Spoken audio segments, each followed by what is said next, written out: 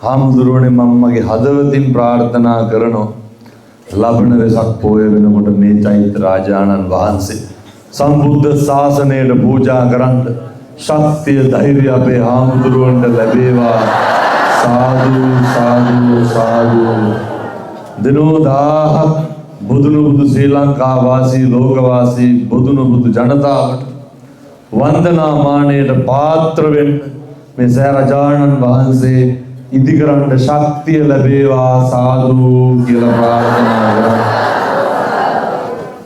මේ උතුම් වූ බිම්බිමේ ඉඳගෙන මේ පින්නතුන් කවදාවත් හිතුවද දැන් අවුරුදු 5කට කලින් මේ වත්තක් උඩ මේ කන්දක ඉඳගෙන බණ අහන්න හම්බෙයි කියලා. මේ අම්මලා තාත්තලා පොඩි කාලේ කවදාවත් හිතුවද මේ කන්දක් උඩ ඉඳගෙන මේ පෑවුමක ඉඳගෙන බණ අහන්න හම්බෙයි කියලා. පින්නතුනි තව අවුරුදු 100ක් යනකොට මොකක් වෙයිද? තව අවුරුදු 50ක් යනකොට මොකක් වෙයිද? තව අවුරුදු 25කින් අපේ ගෙදර මොකක් වෙලා තියෙයිද? අපි කොහේ කොතන ඉඳීද? අචින්තිතම්පි භවති චින්තිතම්පි විනස්සති.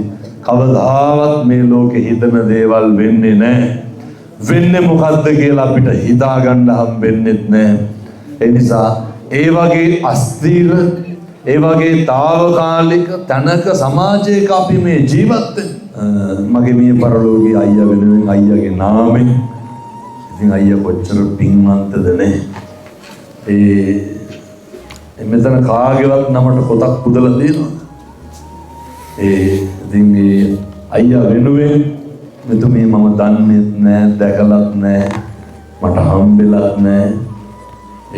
මෙතුමිය කොහොම දැනගෙන උතුම් වූ සත්පුරුෂයාගේ නාමයෙන් අහස් විහෙර සෑරඳු පවතින තාක්කල් සෑරඳුන්ගේ ආභරණය තමයි කොත් වහන්සේ. මම පූජා කරනවා චූඩාමාණික්ක අද පොරොන්දු වෙනවා.